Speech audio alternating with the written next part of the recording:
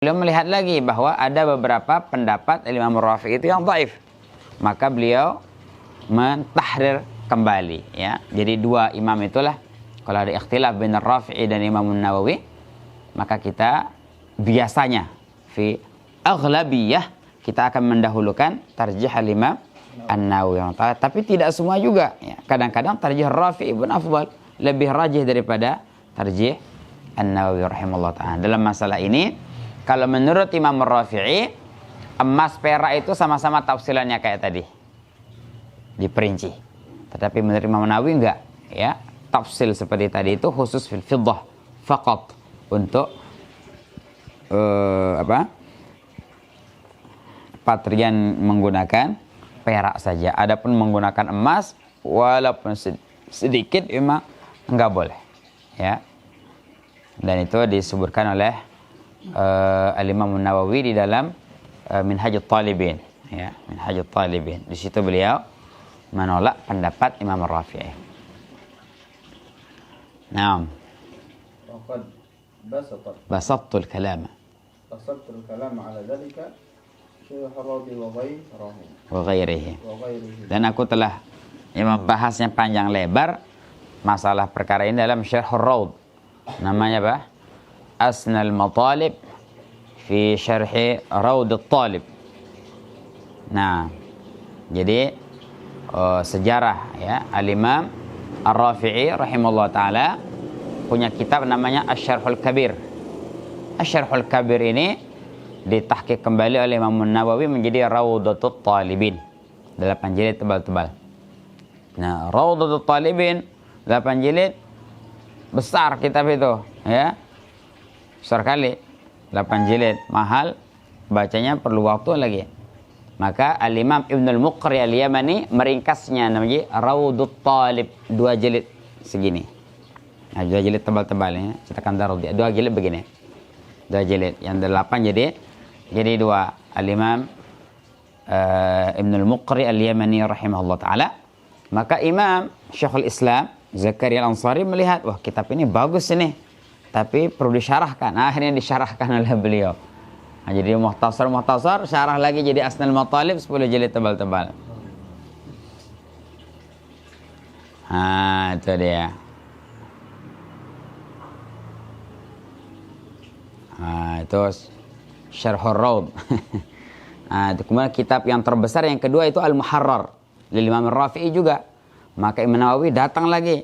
Tadi kalau Asy-Syarhul Kabir, Imam Nawawi dengan Raudatul Talibin, ya. Di kitab yang lain namanya Al-Muharrar lil Rafi'i, ditahqiq lagi oleh Imam Nawawi namanya Minhajut Talibin. Minhajut Talibin, kata Imam Zakaria Al-Ansari, lagi-lagi nih, bagus kitab ini, tapi tebal. Ada beberapa yang perlu diringkas. Akhirnya beliau ringkas menjadi Manhajut Tullab. Manhajut Tullab, beliau lagi, ini bagus, cuma perlu disyarahkan lagi. Akhirnya menjadi Fathul Wahhab bi Syarhi Manhaji At-Tullab. Wah, kata yani. Jadi ana cerita begini supaya kita tahu fikih Imam Syafi'i itu dah bukan matang lagi, wah, lesak. Dikhidmatin 1400 tahun, gimana enggak lesak tuh, ya. Maka sampai ke kita namanya Muqaddimah Hadramiyah, itu tinggal dimakan saja. Itu untuk diamalkan tuh udah yakin saja, ya. Baik, wa hakadha wa ghairihi. Nah, Manhajut Tullab, syarahnya Fathul Wahhab. Nah, Fathul Wahhab dihasyiahkan lagi.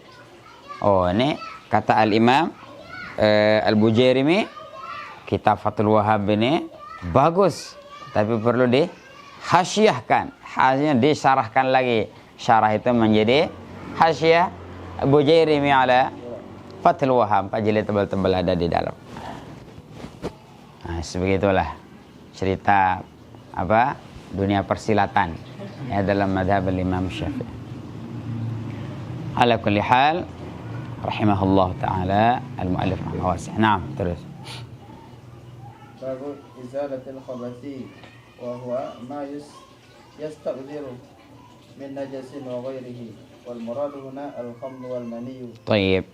Bab izalatil khabath, bab menghilangkan najis. Apa itu khabath? Ma yustaqzar min najis wa ghairiha. Jadi kata khabath itu sebenarnya lebih umum. Perkara yang dianggap kotor dari najis dan selainnya. Wal muradu huna al khamr wal mani. Yang diinginkan di bab ini adalah khamar dan al mani. Nah, jadi al khamru wal mani. Al khamar jelas hukumnya najis, ya. Al khamar hukmuhu najis, ya. Al mani tahir indana. Nah, di dalam I'lamul Anam bi Syarh Bulughil Maram, Syekh Nuruddin Itar rahimahullah ta'ala wasi'ah, lumayan panjang menjelaskan tentang ikhtilaf ulama tentang kenajisan khamar. Jadi a'immatul madzahib al-arba'ah itu ittifaq kalau khamar itu adalah najis. Hanya ada salah satu pendapat daripada as-salafus salih, al-imam Rabi'ah bin Abdurrahman, Rabi'ah Ar-Ra'i, guru daripada Imam Malik rahimahullah ta'ala, dan Imam Laits bin Sa'ad, satu zaman dengan al-imam Malik dan tinggal di Mesir. Beliau berdua mengatakan bahwa khamar itu tidak najis, ya. Lakin biadillah. Kemudian Syekh Nuruddin Itar itu menjelaskan panjang lebar, kemudian beliau mengatakan yang rajih adalah khamar itu tetap najis. Nah, ini yang pertama. Nah, tetapi sekarang ini kita berhadapan dengan benda-benda yang alkohol yakni minal khamr. Yang paling ribet sekarang ini kita masuk masjid harus ala mazhab kuruna wa muruna, harus pakai hand sanitizer, masuk ke masjid hand sanitizer. Itulah yang wajib masuk itu sekarang masjid saja. Wabil khusus ini kawan-kawan di Malaysia itu kasihan sekali, ya. Sampai sekarang mereka tidak boleh masuk masjid. Alhamdulillah ala ni'matil masjid. Ayo. Baik. Timbul permasalahan. Namanya alkohol itu najis, ya. Kira kita mau sholat. Kayak ada. Berarti itu sholat pakai najis.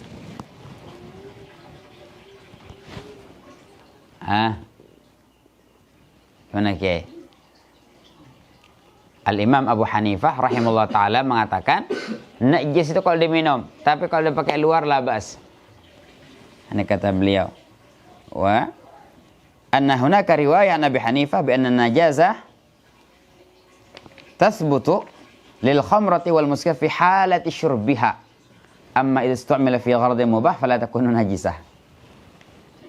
Nah, jadi ikut mazhab Hanafi, khamar itu boleh dipakai untuk luarannya. Dokter-dokter sekarang kan rata-rata pakai itu, ya. Nah, kejadian lucu yang kemarin di para masyayikh di Cianjur, Jami'ah Imam Syafi'i. Nah, sekarang harus harus pakai hand sanitizer.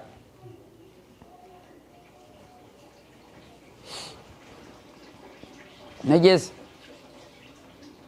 Semua masyayikh di situ ada dua, ada yang mazhabnya Hanafi, ada mazhab Syafi'i. Di antara yang mazhab Hanafi Syekh Mar'i, hafizallah, dah balik ke Syria. Tapi hari itu mereka masih di situ. Maka para masyayikh mengatakan, "Al-an nahnu tahannafna." Hari ini kita jadi mazhab Hanafi lah, ikut Syekh Mar'i saja. Jadi begitu masuk masjid pakai hand sanitizer, shalli Allahu akbar. Lesh taqlidan lil Hanafiyah fi hadhil masalah. Jadi sekali lagi kita tetap berpegang kepada mazhab Syafi'iyah, lakin fi halah ad-darurah, yang kita memang mau tidak mau, antum terpaksa harus tidak bisa iktimad dengan Syafi'iyah, ya. Mada taf'al, ya. Dan talattuh bin najasah itu haram. Bercelumuran dengan najis itu haram. Ya, haram aja terus. Masuk pesawat harus ini. Jadi sepanjang itu nanti haram terus. Ya. Fa alhamdulillah ihtilafnya para ulama itu adalah sa'ah. طيب نعم والمني نعم عن أنس عن أنس رضي الله عنه قال سئل النبي صلى الله عليه وسلم عن الخمر تتخذ خلا فقال لا رواه مسلم وغيره. أيوة وفيه تحريم تحليل الخمر. Naam. Jadi Sayyidina Anas bin Malik radhiyallahu anhu berkata, baginda Nabi sallallahu alaihi wasallam telah ditanya tentang khamar yang dijadikan sebagai cuka. Maka Rasulullah sallallahu alaihi wasallam bersabda, la, tidak boleh. Rawahu Muslim. Tayyib. Wa fihi tahrim tahlil al-khamri. Aywa, dalam hadis ini adalah dalil pengharaman apa? Takhlil, sengaja atau memproses khamr itu menjadi cuka. Kalau sarat bi khallan lam tadhur in kanat takhallulu ay takhlil bi'ainin. Iya. Kalau khamr itu berubah menjadi cuka, dia tetap tidak suci. Kapan? Jika dia menjadi cuka itu dengan ditambah benda. Jadi ada zat yang dimasukkan ke situ untuk mempercepat proses supaya dia masem, ya, apa bahasa sekarang? Fermentasi. Ayo. Fa'in takhallalat la bi'ainin ka'an nuqilat min syamsin ila dhillin aw 'aksihi tahurat. Aywa. Tetapi kalau khamr tersebut berubah menjadi cuka dengan dirinya sendiri. Contoh, kita pindahkan dari panas, ya, ketika panas kita jemur, kemudian dipindahkan ke tempat yang teduh, wahakala sampai dia berubah dengan sendirinya tahurat, maka dia menjadi suci. Kaidah fikih mengatakan apa? Man ista'jala syai'a qabla awanihi uqiba bihirmanihi. Barang siapa yang mempercepatkan sesuatu yang belum waktunya, maka dia diberikan sanksi dengan dia tidak boleh melakukan perkara tersebut. Contoh, khamar di sini. Kalau kita mau sabar, tunggu aja dia berubah menjadi cuka dengan sendirinya, itu halal. Tapi kalau kita berusaha, maksudnya kita tambahin, nggak boleh. Ya, sama seperti seorang yang waris, ya, ahli waris. Dia sabar mau apa Ustaz? Warisan oleh amaan. Permintaan, mati. Ya, dibunuh ayahnya. Maka tidak boleh dia dapat warisan.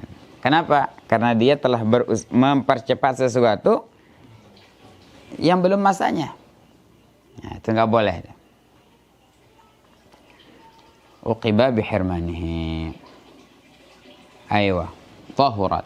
Maka dia menjadi suci. Sawa'un kanat muhtaramatan wa hiya allati qusirat la biqasdil khamriyati am la. Aywa. Jadi sama saja khamr itu muhtaramah, dihormati. Apa khamr yang dihormati itu? Yang diperas bukan niat sebagai khamr ataupun memang diniatkan menjadi khamr. Jadi khamr itu ada dua, ada muhtaramah, ada ghairu muhtaramah. Jadi yang muhtaramah itu ketika dia diperas, anggur yang diperas memang dia maksudnya untuk cuka, bukan dia jadi khamr. Nah, itu terhormat. Artinya kalau kita membuang atau kita mengambilnya itu kita kena ganti rugi. Ya, tapi kalau perkara itu ghairu muhtaramah, tidak dihormati secara syariat, kalau kita buang pun tidak wajib menggantinya. Wal khamru haqiqatan al-muskiru al-muttakhadhu min ma'il 'inabi. Aywa. Khamr, ini penting. Khamr itu haqiqatan, secara hakikat adalah benda yang memabukkan yang diambil dari air perasan anggur. Itu khamr secara hakikat, ya. Dia yang lainnya itu dikiaskan. Ya. Nah, wa kharaja bihi وخرج به النبيذ وهو المتخذ من الزبيب ونحوه فلا يطهر بالتخلل لوجود الماء فيه لكن اختار السلوكي خلافه لأن الماء من ضرورته. طيب. Maka wa kharaja bihi an-nabidh, maka keluarlah dengan ta'arif tadi itu an-nabidh. Apa itu nabidh? Al-muttakhadhu min az-zabib. yang diambil dari zabib, kismis, ya, dan sepertinya, maka itu tidak bisa suci walaupun dia sudah berubah menjadi cuka. Kenapa? Karena ada air di situ. Nah, jadi air itu mempercepat proses menjadi takhallulnya itu. Itu kata beliau. Lakin ikhtara as-Subki khilafahu. Al-Imam as-Subki memilih kebalikannya. Apa kata beliau? Boleh-boleh saja. Bisa saja air perasan zabib, maksudnya misalnya kita membuat cuka itu dari kismis. Nah, kismisnya itu kita rendam lama sampai jadi khamar, kemudian jadi cuka. Itu boleh apa enggak? Ya, kata Syekhul Islam itu enggak boleh. Kenapa? Karena air yang menjadi khol itu bukan aslinya anggur, tetapi itu air yang kita campur dengan zabib itu. Nah, jadi itu ada benda lain situ, ada ain yang lain situ, tidak asli. Tetapi Imam Subki mengatakan tidak apa-apa. Li'anal ma'a min daruratihi. Ya mau tidak mau, pasti ada ain, berbeda bentar. Nah, jadi ikhtiar as-Subki juga luar biasa. Ya, kalau thalabul ilm mau meriset itu muallafat fatwa Imam Subki itu subhanallah, ya. Walaupun kadang-kadang fatwa tarjih beliau itu kadang-kadang enggak cocok sama jumhur Syafi'iyah, ya. Tapi banyak yang istilahnya mudah untuk diamalkan. Dan kita boleh taklid kepada Imam As-Subki rahimahullah taala. Nah, di antara ulama Syafi'iyah yang hari-hari ini kurang diberikan perhatian, Anda ada dua orang. Al-Imam As-Subki wal Imam As-Suyuti. Kebanyakan Imam Syafi'i yang bahas Rafi'i, Nawawi, Rafi'i, Nawawi, Rafi'i, Nawawi. As-Subki dengan As-Suyuti, padahal para ulama usul fikih mengatakan boleh taklid kepada Imam As-Subki was Suyuti. Jaiz. Karena derajat mereka sudah sampai ke tahapan itu. Baik. Nah, terus. Ummi Abdullah bin Mu'minin Aisyah. Aywa, afwan. Jadi kembali seperti yang kita bahas kemarin, khamar, ya, setelah berubah menjadi cuka itu boleh dimanfaatkan. Kenapa? Karena dia sudah istihalah, dia sudah berubah. Nah, merembet kepada masalah khinzir, ya, enzim babi, dia sudah berubah, airnya sudah istihalah, sudah bukan enzim babi lagi, diproses dengan benda kimia sehingga dia sudah berubah. Nah, apakah boleh? Nah, ya, maka alladhi alaihi Syafi'iyah la yajuz. Istihalah itu, ya, sudah berubah jadi vaksin, kemudian sikat gigi, odol, atau holo untuk kumur-kumur misalnya, kalau ada lah Listerine.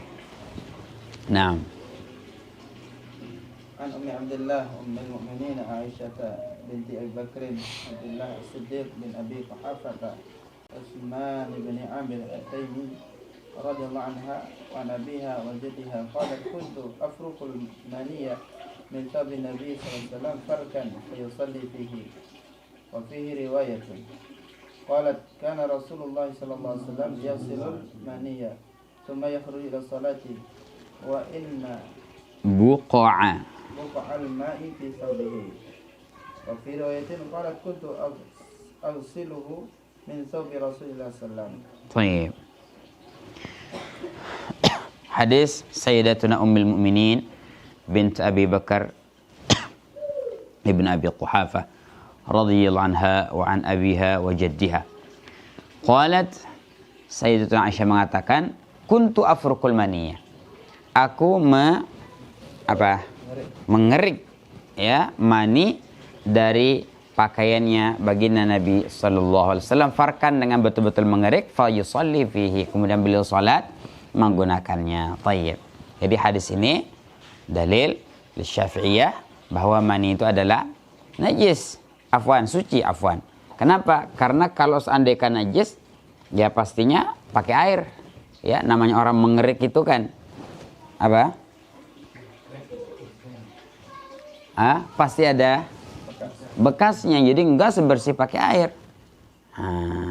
Ya, hanya sekedar dikerik saja. Berarti mani itu tidak najis. Khilafan lil Hanafiyah. Ulama Hanafiyah mengatakan mani itu najis. Berarti semua ini najis semua nih. Ya. Istihala. Aywa. Udah berubah nih. Najis semua ini. Aywa. Berarti kamu najis, kata ulama Hanafiyah. Enggak. Kita seperti khamar yang sudah jadi cuka, udah berubah. Jadi dulunya manis, sekarang jadi daging. Makanya kenapa dia suci? Karena ada kehidupan. Begitu dia mati, dia najis lagi. Nggak boleh bawa masjid. Jadi pindah Pakistan tidak ada orang salat jenazah di masjid. Tayyib. Jadi hadis ini qawi, ya, bahwa mani itu tidak najis. Ulama Hanafiyah mengatakan mani Rasulullah itu khusus. Ya, jangankan maninya, darahnya saja suci. Nah, mani kita najis. Ini khusus untuk baginda Nabi sallallahu alaihi wasallam. Kata Sadatuna Syafi'iyah, enggak. Mani baginda Nabi sallallahu yang dikerik oleh Siti Aisyah, maaf, itu bukan hanya mani beliau. Itu juga maninya Sayyidatuna Aisyah. Dari mana kita tahu? Kalau itu adalah, maaf, yang 17 tahun ke atas, ya, jangan tidur, ya. Dari mana kita tahu? Kalau itu, lah, karena tidak mungkin mani itu milik Rasulullah SAW secara ihtilam, secara apa? Mimpi basah. Karena ihtilam itu dari syaitan. Maksudnya enggak? Kalau mengatakan itu khusus Rasulullah, loh, berarti antum nuduh Rasulullah itu mimpi basah, terkena gangguan syaitan. Sedangkan Rasulullah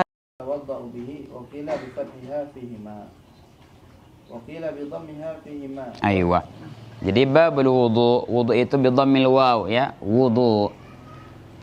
Wudu itu apa? Menggunakan air di anggota-anggota yang telah terkhusus, dimulai dengan an-niyat. Itu wudu. Adapun kalau wadu, wawnya fathah, itu maknanya air yang digunakan untuk berwudu, ya. Air yang digunakan untuk berwudu, baik yang masih dalam wadah ataupun yang sudah jatuh sudah digunakan. Itu namanya wudu. Nah, ada yang mengatakan dua-duanya pakai fathah, entah itu wudunya atau airnya tetap wudu. Ada yang mengatakan dua-duanya sama.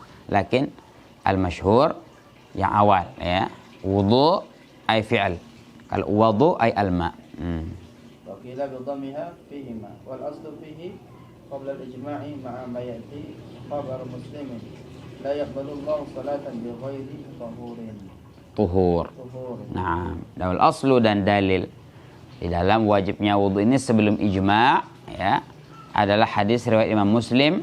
Baginda Rasulullah sallallahu alaihi wasallam bersabda, la yaqbalullahu salatan bighairi tuhur.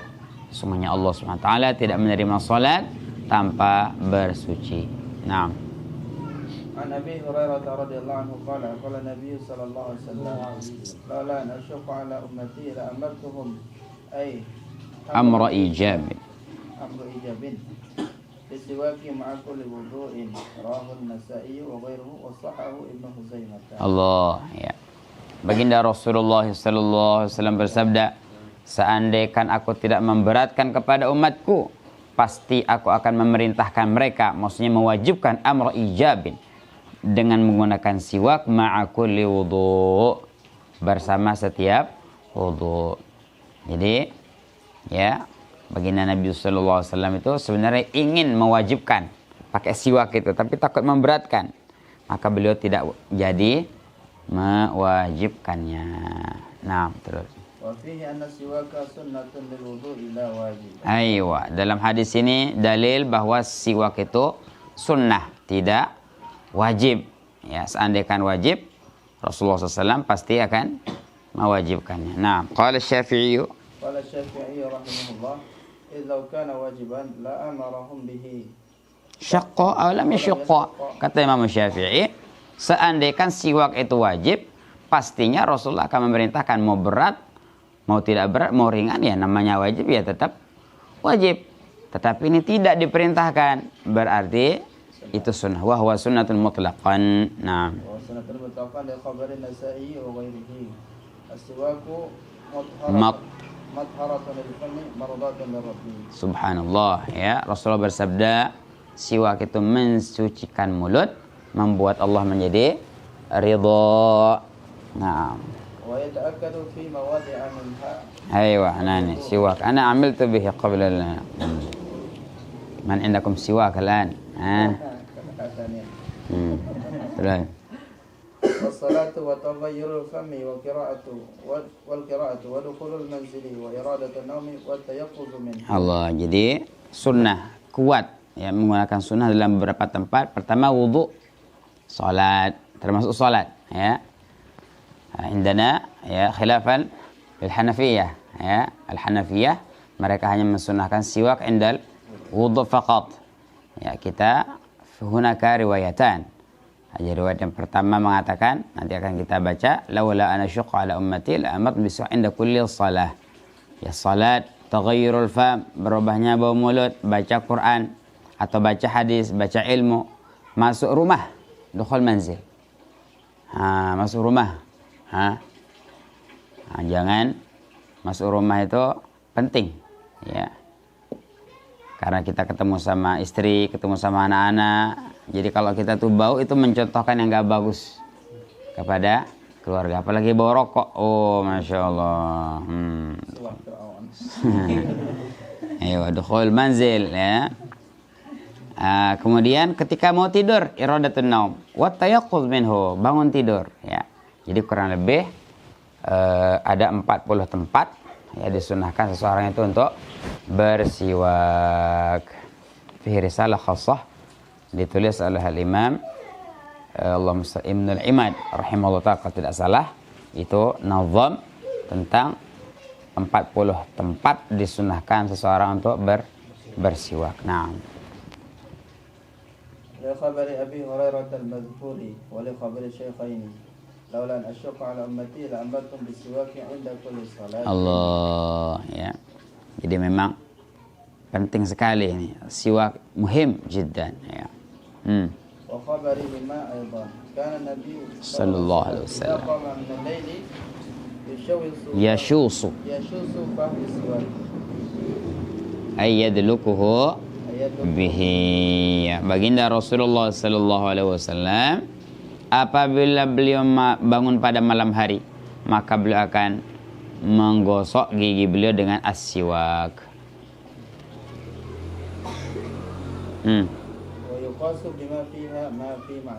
Aywa, dan dikiaskan dengan siwak sesuatu yang sama dengan as-siwak. Wa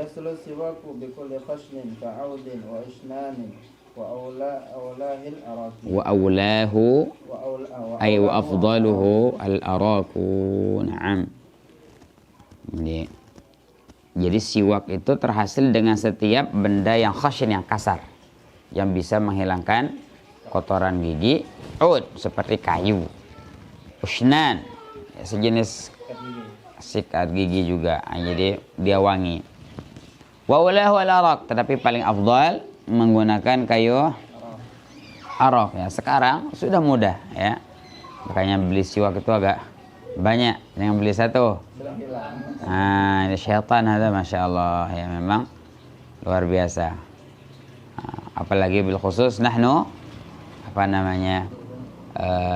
banyaklah ya.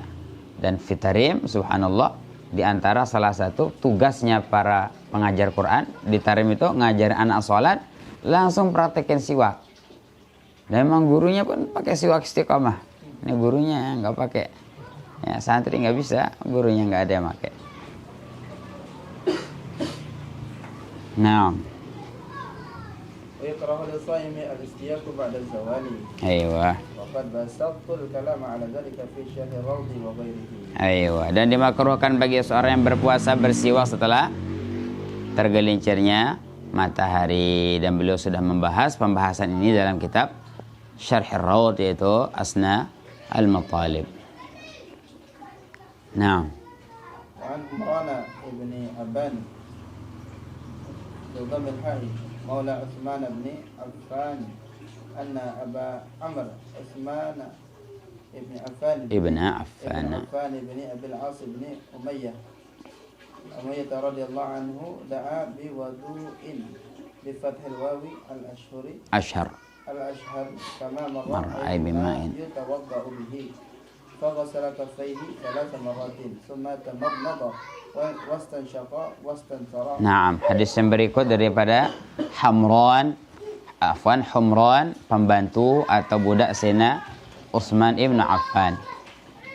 Sayyidina Utsman ibn Affan pada satu hari da'a biwudu, beliau minta dibawakan air untuk berwudu. Nah, hadis ini masyhur sekali ya. Jadi di antara hadis-hadis yang meriwayatkan tentang sifatu wudu'in Nabi, cara wudu'nya Rasulullah SAW, itu diriwayatkan yang paling masyhur oleh Sayyidina Utsman. Kemudian yang kedua Sayyidina Ali bin Abi Thalib. Ini dua yang sangat masyhur sekali ya.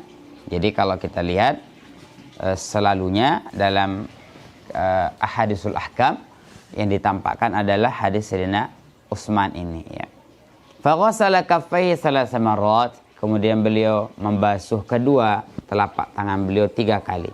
Summa tamadmada wastanshaqa wastanthara, kemudian beliau berkumur-kumur, wastanshaqa dan menyedot air ke hidung, wastanthara dan membuangnya kembali. Nah, المضمضة إدخال الماء في الفم سواء مجه أم لا. iya, namanya madmadah itu memasukkan air ke dalam mulut. Entah dia menyemburkannya kembali atau dia telan. Sekalian minum. Itu soal. Buat dapat pahala enggak?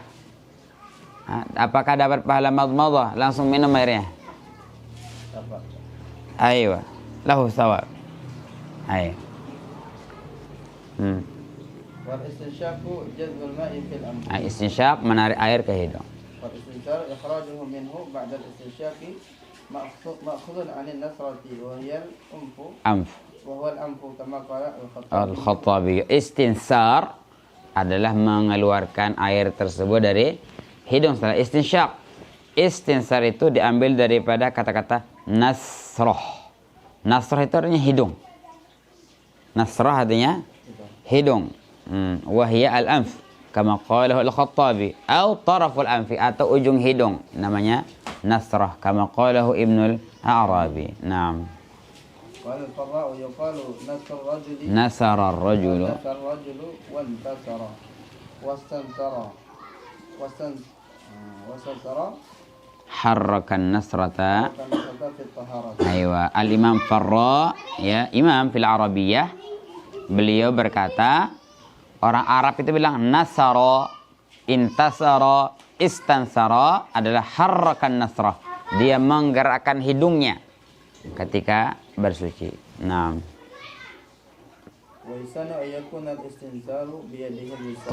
Jadi sunnah istinsar itu pakai tangan kiri. Jadi secara lengkap ya, madmadah wal istinsyaq itu paling afdal kita gunakan dengan satu tangan kanan 3 kali ya. Ambil air,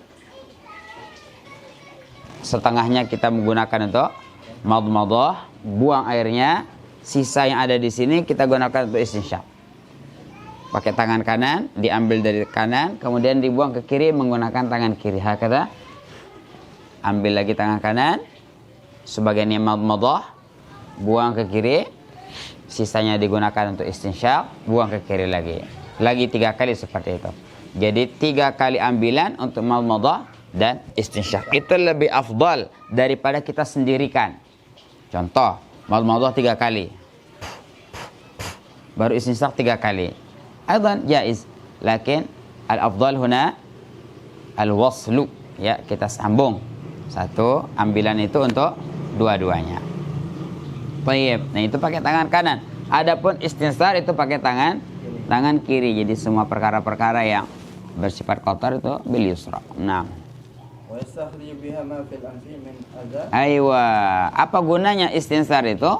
Mengeluarkan dengan air di hidungnya itu kotoran-kotoran hidung. Tenkingi. Ya. Kopit. Aywa. Nah, itu dikeluarkan. Nah, jadi jangan ketika bayan dan ngupil. Hadirin yang mulia Allah Subhanahu wa taala, sebentar lagi kita akan syane kan Syekh Nuruddin ghadban jiddan ya, lihat santri ketika fil halaqah main upil begini mecahin jerawat, memang siap-siap itu ya. Naik anunya apa namanya? Apa tuh hawa panas itu, siap-siap lah. Beliau memang habis. Ya, kata beliau ketika wudhu bersihin hidung, bukan di kelas. Kalau kita apa? Itu ngerokok, halakoh. Ada silat dong guru ngaji, tiang yang ngerokok ada. Ayo. Ayo, karena tangan kiri digunakan untuk perkara-perkara yang kotor.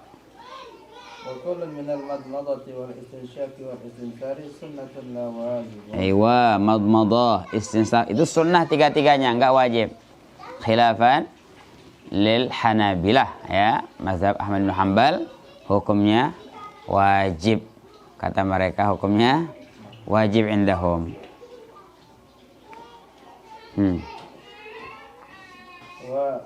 Walaysa liqabari tawadda kama amarakallah. Aywa. Wudulah kamu seperti engkau diperintahkan oleh Allah. Itu hadis ya, sahih itu. Riwayat Abu Dawud, Nasa'i, Ibnu Majah dan disahkan Imam Al-Hakim. Jadi Rasulullah bersabda, wudulah kamu sebagaimana kamu diperintahkan oleh Allah. Apa maksudnya? Mengamalkan ayat Qur'aniyah, idza qumtum ila sholati faghsilu wujuhakum. Basuhlah wajah kalian, basuhlah tangan kalian, usaplah kepala kalian, kemudian basuhlah kaki kalian. Tidak ada di situ idza qumtum ila sholati fatamadmadu wastanshiqu thumma istansiru faghsilu wujuhakum. Ada. Itu maksud beliau. Maka tawadda kama amarakallah. Gimana perintah Allah 4 Noah? Maka marumbu. Itu kata beliau. Walaysa fima walaysa fima amarallahu syai'an minha. Walaysa fima amarallahu syai'un minha. Dan tidak ada di ayat itu, enggak ada madmadah, istinsar itu enggak ada. Sunnah oke, tapi wajib enggak. Walianna mahallaha udwun batinan dunahu ha'ilan. Aywa. Dan ditambah lagi kata Syekhul Islam, ini baru dengar juga nih. Madmadah istinsar itu kan bagian dalam. Mulut. Kemudian apa? Hidung bagian dalam semua. Yang wajib dibahas itu bagian luar, bukan dalam. Jadi ini kan udhun batin. Dalam dunahu ha'il, ada penghalangnya ke situ, maka enggak wajib. Kalau memang wajib, seharusnya mata juga harus dibasuh. Basuh matanya, wajib. Kenapa? Karena dia berada di wajah. Qawi. Bagaimana hukum basuh mata? Itu ada seorang dai di Malaysia. Dia bilang, tuan-tuan, membasuh mata itu wajib katanya. Karena itu termasuk bagian daripada wajah. Langsung buta. Harus salah mata. Hari-hari kena air terus. Ya. Jadi jangan dikenakan ya. Kan ini wajib ya. Tapi kalau matanya langsung ada makruh kalau memang akan memudaratkan, bisa haram. Jadi tidak usah. Wa amma khabar wastanshiqu. Aywa, kata beliau, kalau kalian berhujah dengan hadis, kan ada perintah tamadmadu, kumur-kumurlah kalian. Istansyiqu, istinsyak kalian. Nah itu kan perintah itu kan al-amru lil wujub. Namanya perintah itu al-aslu fil amr al-wujub. Kalau kita disuruh diperintah itu berarti wajib. Nah itu ada kewajiban. Kata beliau, betul, al-amru lil wujub. Perintah itu untuk wajib, tapi sayang hadisnya lemah kata beliau. Al-Imam Ad-Darqutni meriwayatkan wa fihi matrukun, ada seorang rawi yang matruk yang syadidu ad-dha'af di situ, jadi tidak bisa digunakan untuk apa? Untuk berhujjah. Nah, termasuk ya karena hadis ini diriwayatkan oleh Al-Imam Ad-Darqutni, sedikit ana bahas tentang Sunan Ad-Darqutni. Jadi di antara salah satu karangan beliau adalah As-Sunan. Ad-Darqutni ini dia agak berbeda dengan sunan-sunan yang lain. Kalau Sunan Abu Dawud memang dikarang untuk menjelaskan hadis-hadis yang bisa digunakan untuk berhujjah. Sunan At-Tirmidzi juga seperti itu. Sunan An-Nasa'i juga seperti itu. Sunan Ibnu Majah juga seperti itu. Tetapi kalau Sunan Ad-Darqutni, Al-Imam Ad-Darqutni mengarang sunan bukan untuk memberitahu kita hadis-hadis yang bisa digunakan untuk berhujjah, bukan. Dia lebih dekat kepada menjelaskan hadis-hadis yang dhaif. Al-ilal al-mu'allal.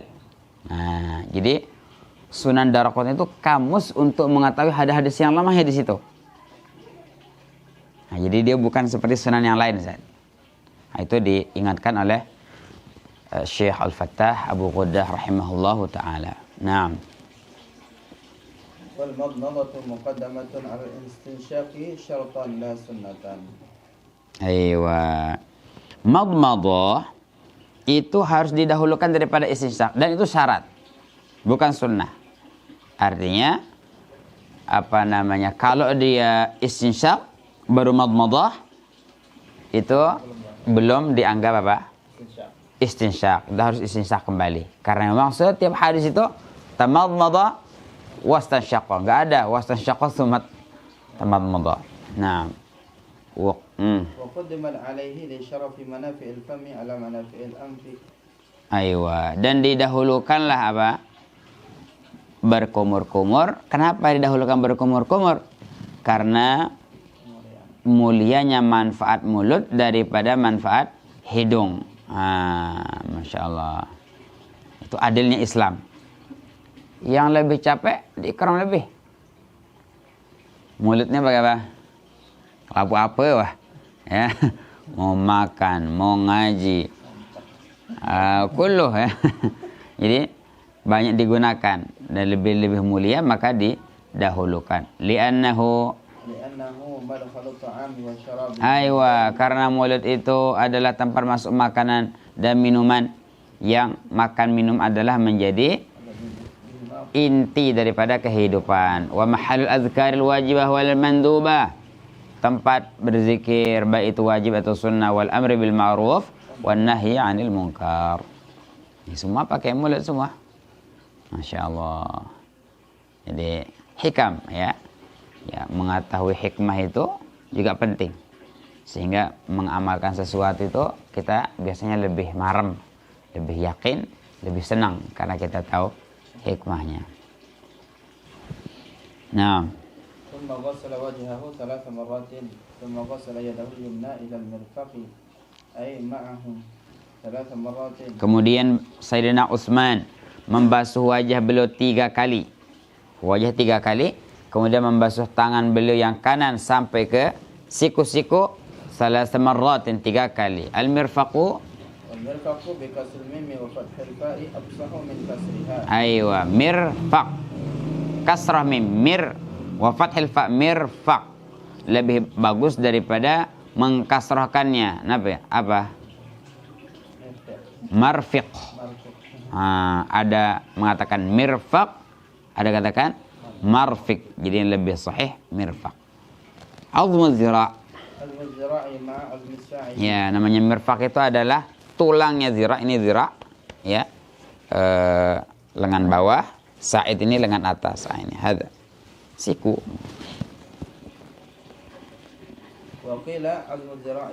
Ada yang mengatakan namanya mirfaq itu hanya tulang lengan bawah saja.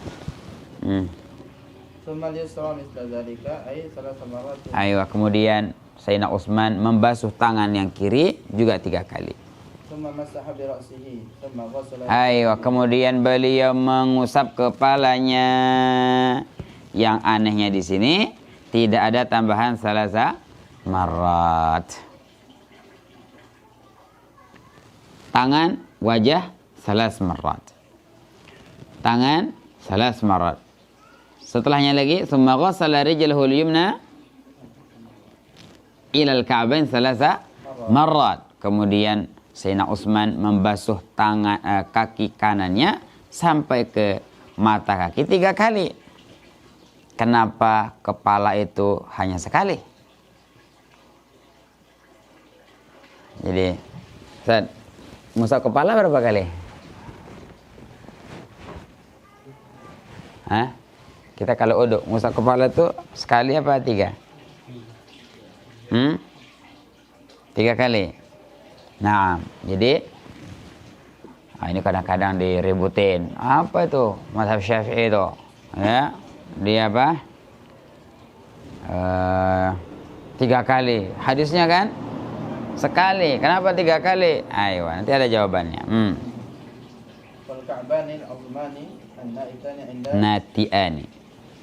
Nati'ani inda mifsalis saqi wal qadam.